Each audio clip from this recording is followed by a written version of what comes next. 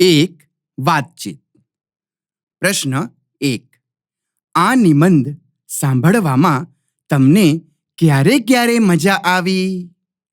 આંખો બંધ રાખીને સાંભળીએ તો શો ફરક પડે? ઉત્તર: મને તો આ નિબંધની શરૂઆતમાં જ મજા પડી, જ્યારે વર્ષા ઋતુની શરૂઆતના એંધાણ સર્જતા વાદળની ગાજવીજ, પક્ષીગાન અને દેડકા તમરાના તીણા સ્વરોથી મેઘના સ્વાગતની તૈયારીઓ વિશે વાંચ્યું.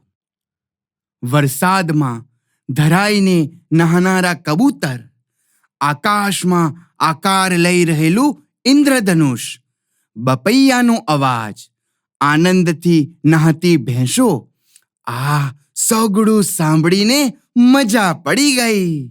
વળી આ એકમ ચાલી રહ્યો છે ત્યારે વર્ષા ઋતુ જ તો છે ને, એટલે આંખો બંધ કરી સાંભળું એટલે જાણે ભલેને વર્ગખંડમાં બેઠો હોઉં, પણ જાણે બહાર ફરવા નીકળ્યો હોમ એવું લાગે.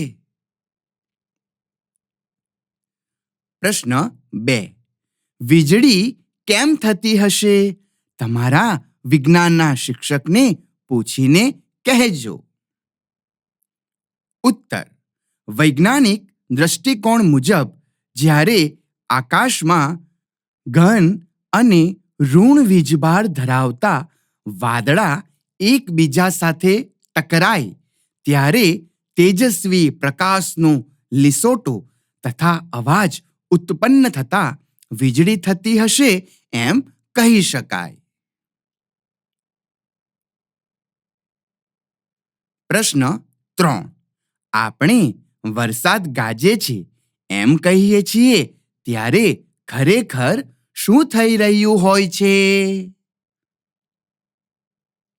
ઉત્તર: આપણે વરસાદ ગાજે છે એમ કહીએ છીએ ત્યારે ખરેખર તો આકાશમાં ખૂબ ઝડપથી જળ ભરેલા વાદળા એકબીજા સાથે ટકરાય છે અને વિદ્યુત ભાર સાથે ગડગડાટ થાય છે, જાણે વરસાદ ગાજે છે. પ્રશ્ન 4. એવા કયા જંતુઓ, જીવો છે જે તમને ચોમાસામાં જ જોવા મળે છે?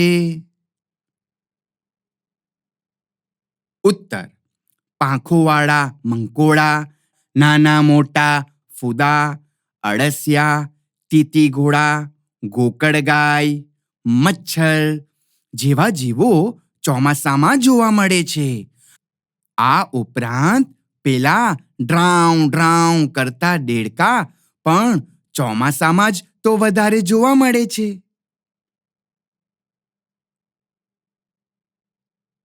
પ્રશ્ન 5.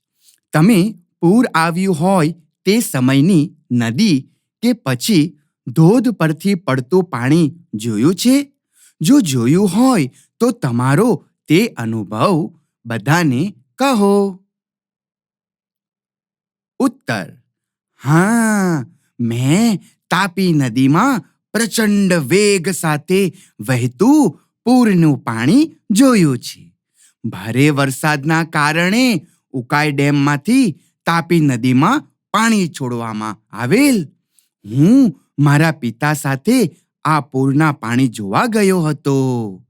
પ્રચંડ વેગ સાથે વહેતું પાણી જોઈ મને ખૂબ જ ડર લાગ્યો હતો. નદી પરના પુલ પરથી ગાડીઓ ધીમેથી પસાર થઈ રહી હતી. કુદરતનું આ રૌદ્ર સ્વરૂપ કોઈને પણ ડરાવી મૂકે એવું હતું.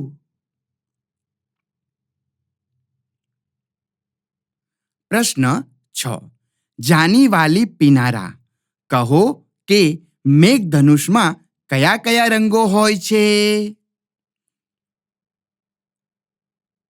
ઉત્તર: મેઘધનુષમાં જાંબલી, નીલો, વાદળી, લીલો, પીળો, નારંગી અને રાતો એમ 7 રંગો હોય છે. પ્રશ્ન 7. ચોમાસામાં વાદળના આકાર કેવા કેવા જોવા મળે છે? અલગ અલગ આકારના 5 વાદળા ચિત્રો. ઉત્તર. ચોમાસામાં વાદળ રૂના મોટા ઉડતા પોલ જેવા લાગે છે. ઘણીવાર એનો આકાર પ્રાણીઓ જેવો જોવા મળે છે. ઘણીવાર રકાબી જેવો હોય છે. તો કોઈક વાર આપણા મનમાં જે વિચારો હોય, કલ્પના હોય, આપણી જે અપેક્ષા હોય એ પ્રકારના આકાર આપણે જોઈએ છીએ.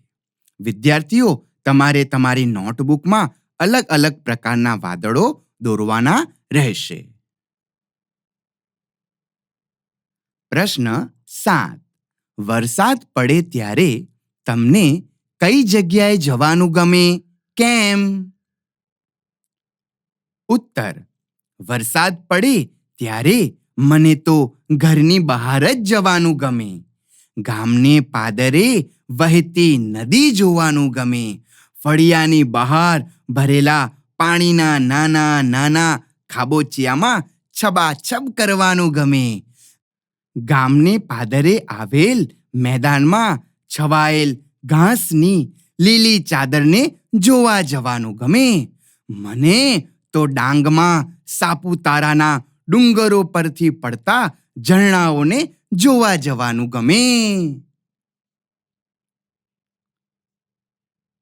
2. આપેલ એક શબ્દસમૂહ વાંચો. તેને લાગુ પડતા વિભાગમાં લખી ઉદાહરણ મુજબ છેકતા જાઓ.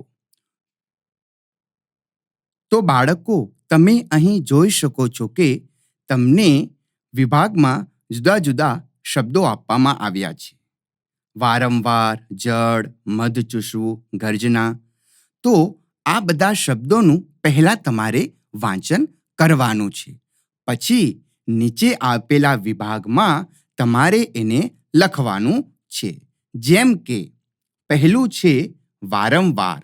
તો એ ક્રિયાની વિશેષતા બતાવે છે. માટે એને છઠ્ઠા વિભાગમાં આપણે લખીશું. તેવી જ રીતે જળ, જે ચોમાસાને લગતું છે. તો આપણે એને ચોમાસાને લગતી વિગતોમાં આપણે લખીશું. તો બાળકો, તમે પણ બીજા આવા અન્ય શબ્દો આપ્યા છે તેને વાંચો. તેમાં શી વિશેષતા છે અને એ કયા વિભાગને લાગુ પડશે એ તમે વિચારીને તેમાં તમારે લખવાનું રહેશે. તો તમે અહીં સ્ક્રીન પર જોઈ શકો છો કે જે તે શબ્દ કે શબ્દ સમૂહને આપણે જે તે વિભાગમાં વહેંચ્યા છે. તો તમારે એ પ્રમાણે નોટબુકમાં લખવાના રહેશે. વિભાગ 1. ચોમાસાને લગતા. તો એમાં લખીશું જળ, ગર્જના, પૂર, મેઘ, ઇન્દ્રધનુષ, મેઘધનુષ. વિભાગ 2. ચોમાસું જીવો. તો એમાં આપણે લખીશું દેડકા, કાનખજૂરા, વીંછી, ફૂદડા, પાંખવાળા મંકોડા.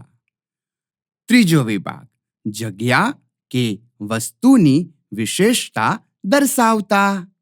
તો એમાં આપણે લખીશું લીલું, તીણું, ઝીણું, આમ તેમ, આજુબાજુ, સહજ, ધોળું, કાળું, સરસર, ઝાંઝરું, તળિયું, તપખીરિયું, મોટું, નાનું, લીમડો, ચોખ્ખું, આખું, હમણાં, જાડું, પીપર, ઊંચું નીચું, રંગબેરંગી.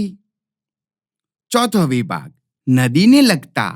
તે એમાં આપણે લખીશું જળ, પૂર, રેતી, કાંકરા, માછલા, વહેતું, છીપલા, શંખલા, ભેખડ, કાંઠો, તણાવું.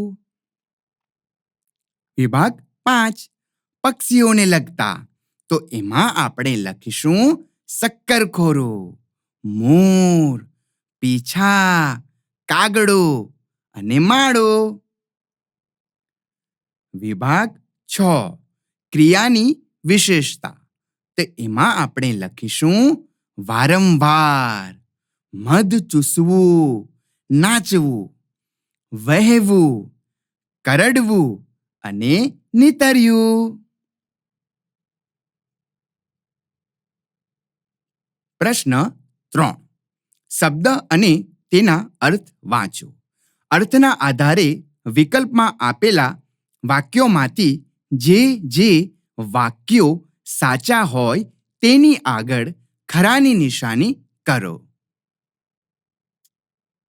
તો બાળમિત્રો, અહીં તમને શબ્દ અને તેના અર્થ આપવામાં આવ્યા છે અને એના આધારે આપણે વિકલ્પમાંથી જે વાક્ય સાચા હોય તેની આગળ ખરાની નિશાની કરવાની છે. તો આપણે પ્રથમ શબ્દ તરફ જઈએ. તરવરિયા એટલે કે ચંચળ, ચપળ અને અધીરા. તો આપણે 3 વાક્યોનું વાંચન કરીશું અને પછી જોઈએ કે કયું વાક્ય સાચું છે. પ્રથમ, તરવરિયા. તરવરિયા એટલે કે ચંચળ, જે ચપળ છે. અધીરા. તો બાળકો, આપણે 3 વાક્યોનું વાંચન કરીએ. માછલા પાણીમાં તરતા હોય છે, માટે તેમને તરવરિયા કહેવાય. બીજું, નાના બાળકો બહુ તરવરિયા હોય છે, એક ઘડી પણ શાંત બેસે નહીં.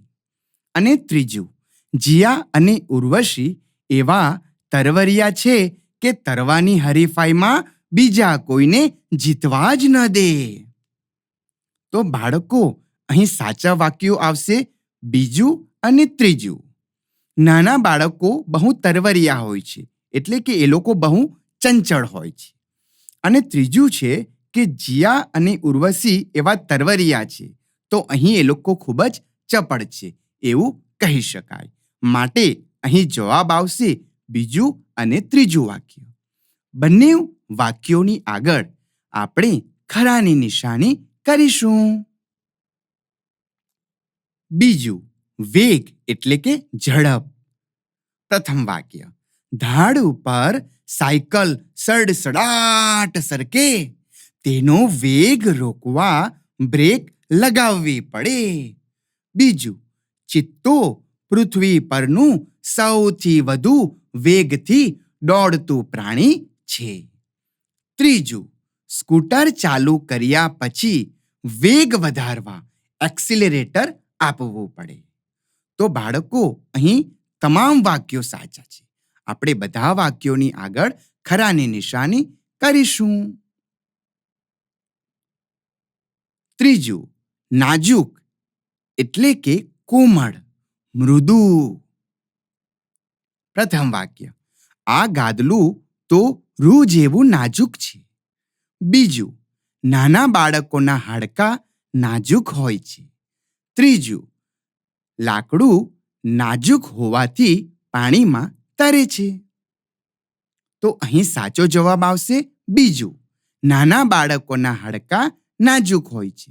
અહીં આપણે ખરાની નિશાની કરીશું. ચોથું, હર્ષ એટલે કે આનંદ. પ્રથમ વાક્ય, આ પ્રવૃત્તિ વિદ્યાર્થીઓએ પોતાની જાતે કરી, તે જોઈને શિક્ષકને હર્ષ થયો. બીજું, ખોખોમાં અમારી ટીમ જીતી, એટલે અમે હર્ષથી કિકિયારીઓ કરી ઉઠ્યા. અને ત્રીજું, આનંદ અને ખુશી બંને હર્ષની ટીમમાં છે. તો બાળકો, અહીં પ્રથમ વાક્યમાં શિક્ષકને હર્ષ થયો એટલે કે આનંદ થયો. અને બીજું વાક્ય, ટીમ જીતી એટલે હર્ષથી કિકિયારીઓ કરી. હર્ષથી એટલે આનંદથી, આનંદમાં આવીને. તો આપણે અહીં પ્રથમ 2 વાક્યોમાં ખરાની નિશાની કરીશું. પાંચમું, સૌંદર્ય એટલે કે સુંદરતા, મનોહરતા. પ્રથમ વાક્ય, સૂર્યાસ્ત સુંદર જ હોય, તેમાં વળી વાદળાના રંગ સૌંદર્ય વધારી દે. બીજું, મારી પાસે ખૂબ જ સૌંદર્યવાળા કપડાં છે. અને ત્રીજું, મીનાક્ષી દેખાવે તો સુંદર છે જ, તેનો સારો સ્વભાવ તેના સૌંદર્યમાં વધારો કરે છે. તો બાળકો, અહીં સાચું વાક્ય છે પ્રથમ અને તૃતીય. વાદળાના રંગ એનું સૌંદર્ય, એની સુંદરતા વધારી દે, અને મીનાક્ષીનો સારો સ્વભાવ એની સુંદરતામાં વધારો કરે છે. માટે પ્રથમ અને તૃતીય વાક્યની આગળ આપણે ખરાની નિશાની કરીશું. પ્રશ્ન 4. ગીજુભાઈને આવું કેમ લાગ્યું હશે? યોગ્ય વિકલ્પ પસંદ કરો. તો બાળકો, આપણને અહીં એક વાક્ય આપવામાં આવ્યું છે. તો એને લાગુ પડતું જે વિકલ્પ છે તે આપણે શોધવાનું છે અને એની આગળ ખરાની નિશાની કરવાની છે. પહેલું છે, ઝાડ આખો દિવસ હલે છે. તો આવું ગીજુભાઈને કેમ લાગ્યું હશે? તો પ્રથમ જોઈએ, વહેતા પાણીમાં ઝાડનું પ્રતિબિંબ પડવું. બી, પવનથી ઝાડના ડાળી પાંદડાનું હલવું. અને સી, ઝાડમાંથી હલ હલ અવાજ આવવો. તો બાળકો, અહીં સાચું વાક્ય આવશે પ્રથમ. એ, વહેતા પાણીમાં ઝાડનું પ્રતિબિંબ પડવું. એમ કે પાણી વહેતું હોય છે, એમાં ઝાડનું પ્રતિબિંબ પડે છે, માટે ઝાડ પણ હલતું હોય એવું લાગે છે. 2, ધરતીએ લીલી સાડી ધારણ કરી છે. એ, લોકોએ જમીન પર લીલી સાડી પાથરી છે. બી, બધે લીલું ઘાસ ઉગી નીકળ્યું છે.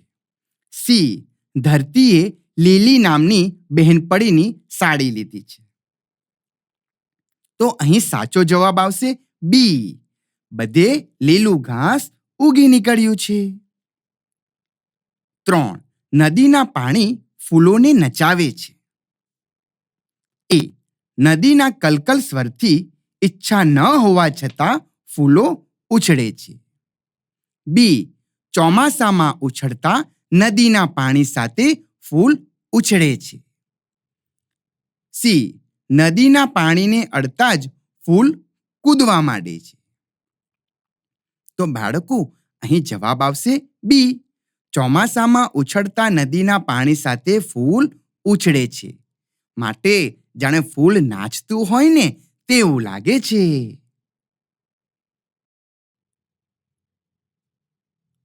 પ્રશ્ન 5. નીચેના પ્રશ્નોના ઉત્તર લખો. 1. નદીનું પાણી ચોખ્ખું હતું કે ગંદુ? તમને કેવી રીતે ખબર પડી? ઉત્તર: નદીનું પાણી ચોખ્ખું હતું. નદીના પાણીમાં તરતા માછલા એકદમ ચોખ્ખે ચોખ્ખા દેખાતા હતા. એમના શરીર, આંખ, મોં, નાક, પૂંછડી સ્પષ્ટ જોઈ શકાતા હતા. પાણી ચોખ્ખું હોય, કાચ જેવું પારદર્શક હોય તો જ માછલાની ગતિવિધિ સ્પષ્ટ જોઈ શકાય. 2. બાવળનું ઝાડ હલતું હતું, કેમ ખબર પડી? ઉત્તર: બાવળનું ઝાડ ખરેખર હલતું નહોતું, પણ હકીકતમાં એ ઝાડનો પડછાયો નદીના પાણીમાં પડતો હતો. નદીના વહેતા પાણીથી બનતા તરંગોથી પ્રતિબિંબ પાણીમાં હલતું હતું. 3. કાગળની હોડી બનાવનારા નિશાળિયા જ હશે, એમ ગીજુભાઈને કેમ લાગ્યું હશે? ઉત્તર: હોડીઓ કાગળની છે. વળી કાગળ નોટબુક કે ચોપડીનો હોય તે સ્વાભાવિક છે. શક્ય છે કે નિશાળિયાઓએ નકામા પાનામાંથી હોડી બનાવી વહેતા પાણીમાં તરતી મૂકી હોય. એથી ગીજુભાઈને લાગ્યું હશે કે કાગળની હોડી બનાવનારા નિશાળિયા જ હશે. 4. શક્કરખોરો પક્ષીનું 2-3 વાક્યોમાં વર્ણન કરો. ઉત્તર: શક્કરખોરો લાંબી અને પાતળી ચાંચ ધરાવતું પક્ષી છે. એને પીળા રંગની છાતીમાં વચ્ચે કાળો લાંબો પટ્ટો હોય છે. તે મોટે ભાગે થોર, કરેણ, ફૂલઝાડ કે વેલ પાસે ઉડતું હોય છે ને ફૂલોમાંથી રસ ચૂસતું હોય છે. 5. ગીજુભાઈ બાળકોને શી સલાહ આપે છે?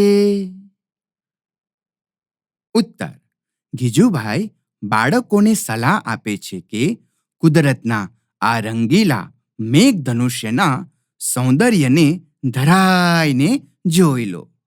સૌંદર્ય દર્શનનો ઉત્સવ મનાવો. કૂદો, ખેલો, બસ ખેલો. કપડાં કાઢી વરસાદની નદીઓ પર પુલ બાંધો. ખુશીથી સરોવરો ને પર્વત બનાવો. પાણીમાં તેલ નાખી રંગોની મિજલસ કરો. ચોમાસું આવ્યું હોવાથી નિશાળના અને ઘરના બારણા ખુલ્લા મૂકો તથા કુદરતમાં ખેલવા નીકળી પડો. પ્રશ્ન 6. ચોમાસામાં સૃષ્ટિ સૌંદર્ય વાંચી એમાંના કોઈ એક દ્રશ્યનું ચિત્ર દોરો અને તેમાં મનગમતા રંગો પૂરો. તો બાળકો, તમારે અહીં તમારી કલ્પના શક્તિના આધારે ચિત્રો દોરવાના છે. તમે પોતાની ચિત્રકામની નોટબુકમાં ચિત્ર દોરી શકો છો અને તેમાં પોતાના મનગમતા રંગ પૂરી શકશો. પ્રશ્ન 7. કૌંસમાં આપેલા શબ્દોમાંથી યોગ્ય વિકલ્પ પસંદ કરી ખાલી જગ્યા પૂરો. તો બાળકો, અહીં તમને કૌંસમાં વિકલ્પો આપવામાં આવ્યા છે. આપણે યોગ્ય વિકલ્પ પસંદ કરીને એ ખાલી જગ્યા પૂરવાની છે. તો આપણે સૌ પ્રથમ વિકલ્પોનું વાંચન કરીએ. મોટેથી, શાંતિથી, સાચવીને, ઘસી ઘસીને, ધરાઈને, રડતા રડતા, ઝડપથી, ઓછું, ગુસ્સે થઈને, રમતા રમતા. પ્રથમ ખાલી જગ્યા: મેં દોડની હરીફાઈમાં ભાગ લીધો છે. હું ખાલી જગ્યા દોડીશ. તો કેવી રીતે દોડશે? ઝડપથી. મેં દોડની હરીફાઈમાં ભાગ લીધો છે. હું ઝડપથી દોડીશ. બીજું, વરસાદ પડવાથી રસ્તાની માટી ચીકણી થઈ ગઈ છે. હું ખાલી જગ્યા ચાલીશ. તો કેવી રીતે ચાલીશ? સાચવીને. વરસાદ પડવાથી રસ્તાની માટી ચીકણી થઈ ગઈ છે. હું સાચવીને ચાલીશ. 3. હાથમાં રંગ લાગી ગયો છે. હું હાથ ખાલી જગ્યા ધોઈશ. તો હાથ કેવી રીતે ધોશો? ઘસી ઘસીને. હાથમાં રંગ લાગી ગયો છે. હું હાથ ઘસી ઘસીને ધોઈશ. 4.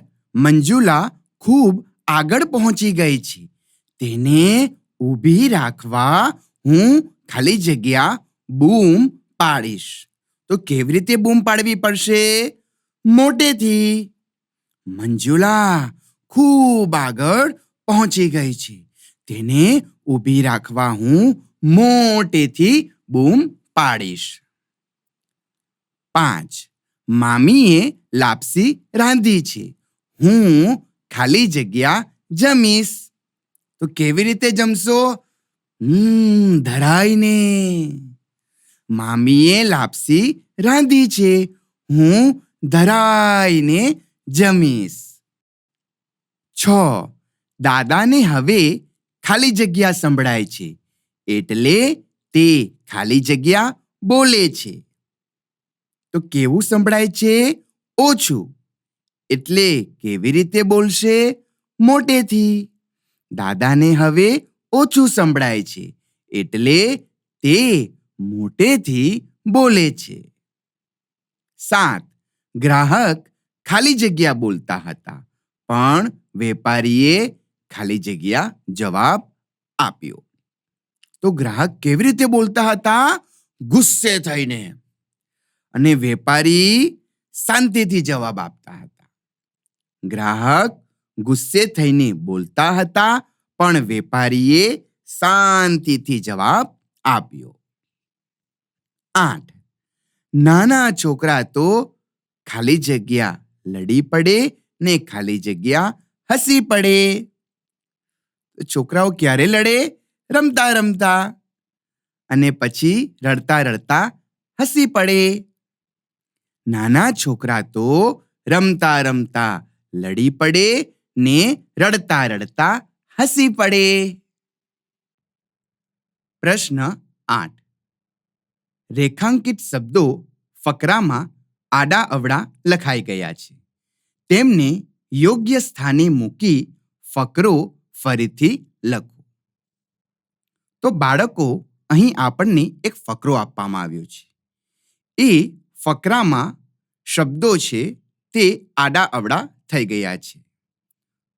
તો તમે ફકરો વાંચજો અને રેખાંકિત શબ્દો જે આપવામાં આવ્યા છે તેની પર ધ્યાન આપજો. આ શબ્દો એ આડા અવળા લખાઈ ગયા છે.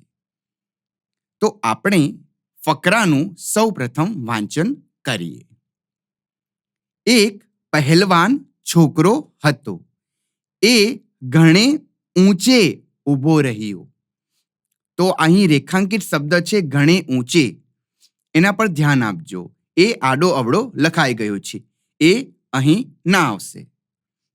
એનાથી હલકો હતો તે છોકરો પહેલવાનના કેરી ખભા ઉપર ચડી ગયો. તો અહીં રેખાંકિત શબ્દ કેરી છે. એનાથી હલકો હતો તે બીજા છોકરાના ખભા મજબૂત ચડી ગયો.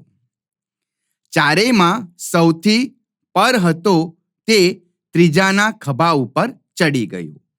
એ તો નીચે પહોંચી ગયો. એના હાથમાં ટીણકો કેરી આવી ગઈ. તે ત્રીજા પણ હતી. ટીણકો તો પાકી છોકરાના ખભા ઉપર જ સુગંધીદાર ખાવા માંડ્યો. તો બાળકો, તમે અહીં જોયું કે શબ્દો આડા અવળા થઈ ગયા છે, માટે વાક્યનો કોઈ અર્થ નીકળતો નથી. અન્ય અર્થ થાય છે. અહીં તો કોઈ બીજો જ અર્થ થાય છે. તો ચાલો આપણે આ રેખાંકિત શબ્દોને એના યોગ્ય સ્થાને મૂકીને ફકરાનું વાંચન કરીએ. એક પહેલવાન છોકરો હતો. એ નીચે ઊભો રહ્યો. તો ઘણે ઊંચે હતો એની જગ્યાએ શું લખવાનું છે? નીચે. એનાથી હલકો હતો તે છોકરો પહેલવાનના મજબૂત ખભા ઉપર ચડી ગયો. ઉપર ફકરામાં કેરી આપવામાં આવ્યું હતું, પરંતુ કેરી નહીં, મજબૂત ખભા પર ચડી ગયો. એનાથી હલકો હતો તે બીજા છોકરાના ખભા પર ચડી ગયો. ચારેયમાં સૌથી ટીણકો હતો તે ત્રીજાના ખભા ઉપર ચડી ગયો. એ તો ઘણે ઊંચે પહોંચી ગયો. એના હાથમાં પાકી કેરી આવી ગઈ. તે સુગંધીદાર પણ હતી. ટીણકો તો ત્રીજા છોકરાના ખભા ઉપર જ કેરી ખાવા માંડ્યો. તો બાળકો, અહીં તમારે સુધારેલો ફકરો, જ્યાં આપણે રેખાંકિત શબ્દો એના યોગ્ય સ્થાને મૂક્યા છે, એ ફકરો તમારે તમારી નોટબુકમાં લખવાનો રહેશે. પ્રશ્ન 9. અહીં નામ વિશેષતા અને ક્રિયા વિશેષતાની જોડ આપી છે તેવી બીજી જોડ ઉમેરો અને ઉદાહરણ પ્રમાણે વાક્યો બનાવો. તો બાળકો, અહીં તમે જોઈ શકો છો કે તમને કોઠામાં નામ અને વિશેષતા એના ઉદાહરણ આપવામાં આવ્યા છે. તો આપણે એવી બીજી જોડ ઉમેરીશું. ભાષણ લાંબુ, તો એ રીતે પાણી અને થોડું. ટેબલ લંબચોરસ, કૂતરો કાળિયો. મોબાઈલ નવો, શાક ફીકું. દાળ તીખી, છોકરો ઊંચો. છોકરી હોશિયાર, કેરી પાકી. ચા ઠંડી, દૂધ ઠંડુ. એવી રીતે ક્રિયામાં આવી આપણે તો પીરસવું ઉતાવળે, ચાલવું ધીમે ધીમે, રમવું સાચવીને, હલવું આમ તેમ, હસવું ખડખડાટ, ધ્રુજવું થરથર, વાંચવું ઝડપથી, મરવું ટપોટપ, સાંભળવું ધ્યાનથી, બોલવું ખોંખારીને, જમવું ધીમેથી, આવવું હળવે હળવે. તો બાળકો, અહીં આપણે વાક્યો બનાવીને લખીશું. પહેલું વાક્ય: લાંબુ ભાષણ સાંભળવાનો કંટાળો આવે. બીજું: મહેમાનોને મોડું થતું હતું એટલે ઉતાવળે ભોજન પીરસ્યું. ત્રીજું: મને થોડું પાણી આપો. 4. હિના ધીમે ધીમે ચાલતી હતી. 5. બિલાડી લંબચોરસ ટેબલ પર બેઠી છે. 6. શેરીનો કાળિયો કૂતરો હવે અપરિચિતને પણ ભસે છે. 7. બાળકો સાચવીને રમે છે. 8. નાની બાળકી ઘોડિયામાં આમ તેમ હલે છે. 9. મારો નવો મોબાઈલ ખોવાઈ ગયો. 10. મને શાક ફીકું લાગે છે અને દાળ તીખી લાગે છે. 11. મમ્મી ખડખડાટ હસી પડી. 12. સાંકળચંદ થર થર ધ્રુજે છે. 13. ઊંચો છોકરો ઝડપથી વાંચે છે. 14. કોરોનાથી લોકો ટપોટપ મરવા લાગ્યા. 15. તે ખોંખારીને કંઈ બોલ્યો નહીં. 16. હળવે હળવે, હરજી મારે મંદિરે આવો ને. 17. મને ઠંડુ દૂધ ભાવે છે. 18. કાકાએ પાકી કેરી મને આપી. આપણે ધીમેથી જમવું જોઈએ. 20. ગુરુની વાત તે ધ્યાનથી સાંભળતો હતો. પ્રશ્ન 10. નામ સાથે વિશેષણની યોગ્ય જોડ મૂકીને વાક્ય બનાવો. તો બાળકો, તમે અહીં જોઈ શકો છો કે નામ સાથે વિશેષણની જોડ આપવામાં આવી છે. પરંતુ આ યોગ્ય જોડ આપણે બનાવવાની છે. જેમ કે ભાષણની સામે લંબચોરસ આપ્યું છે, તો ભાષણ એ લંબચોરસ ના હોય, પરંતુ કેવું હશે? લાંબુ લચક. તો આપણે સૌ પ્રથમ એની યોગ્ય જોડ બનાવીશું. તો તમે અહીં સ્ક્રીન પર એની યોગ્ય જોડ જોઈ શકો છો. હવે આપણે વાક્યો બનાવીશું. પ્રથમ વાક્ય. લાંબુ લચક ભાષણ સાંભળી સૌ કંટાળી ગયા. બીજું, આ તો લંબચોરસ ટેબલ છે. ત્રીજું, મારી પાસે તો નવો ફોન છે. ચોથું, આ દાળ તો ખૂબ તીખી છે. પાંચમું, છોકરી તો બહુ હોશિયાર લાગે છે ને. છઠ્ઠું, અરે રે, આ ચા તો ઠંડી છે.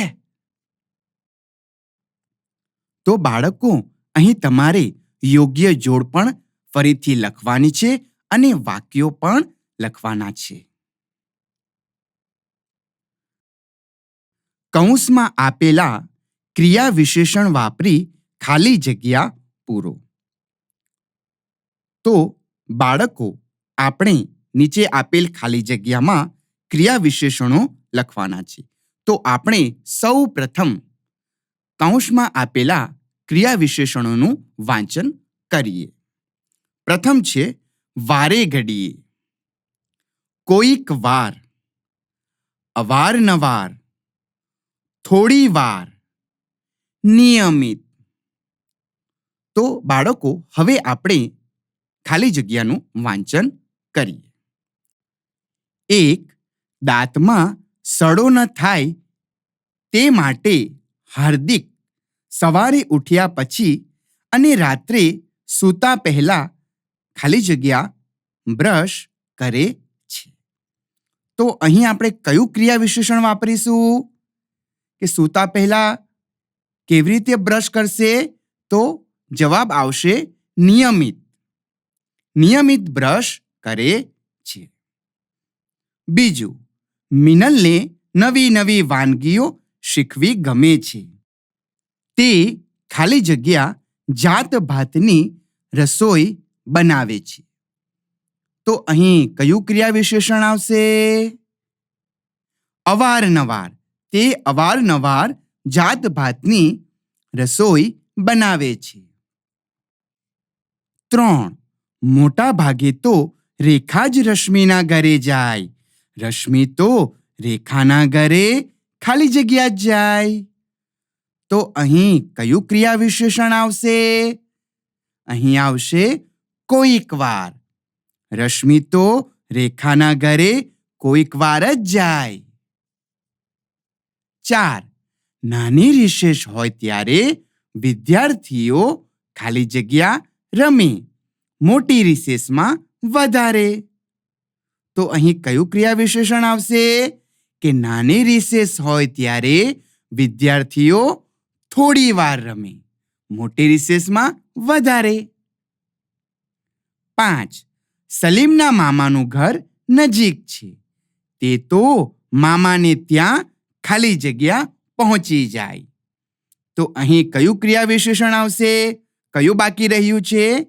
વારે ઘડીએ. સલીમના મામાનું ઘર નજીક છે. તે તો મામાને ત્યાં વારે ઘડીએ પહોંચી જાય. 12, કૌંસમાંથી શબ્દ પસંદ કરી સરખામણી કરો. તો બાળકો, આપણને અહીં કૌંસમાં ઘણા બધા શબ્દો આપવામાં આવ્યા છે. તો સૌ પ્રથમ આપણે ઉદાહરણ જોઈએ. થાળી, દૂધ અને લાડવા. તો એના જેવો ચાંદો. થાળી ગોળ હોય છે, દૂધ સફેદ હોય છે, લાડવો ગોળ હોય છે. તે એવું કોણ છે? ચાંદો.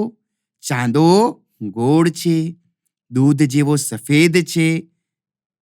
તો અહીં ચાંદો છે. તો આપણે અહીં નીચે આપેલા બીજા શબ્દો જોઈએ. પ્રથમ છે ચકોર, લખોટી, મોતી. તો એના જેવી શું આવશે? આંખ. બીજું, કૂતરા, કાગડા, બિલાડીના બચ્ચા જેવી નીંદર. તો કૂતરા અને કાગડા, બિલાડીના બચ્ચા ઊંઘ્યા જ કરે છે. તો એના જેવી શું આવશે? નીંદર.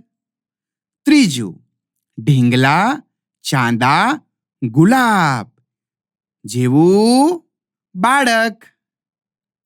ચોથું, રાવણ, કુંભકર્ણ, રાક્ષસ જેવું મોઢું. પાંચમું, મસોટું, નેપકિન, ગાભા જેવો રૂમાલ. તો બાળકો, અહીં તમામ શબ્દો એની સરખામણી તમારે તમારી નોટબુકમાં લખવાની છે. તો અહીં આપણો આ એકમ પૂરો થાય છે. હવે આપણે આગળના એકમ તરફ જઈશું.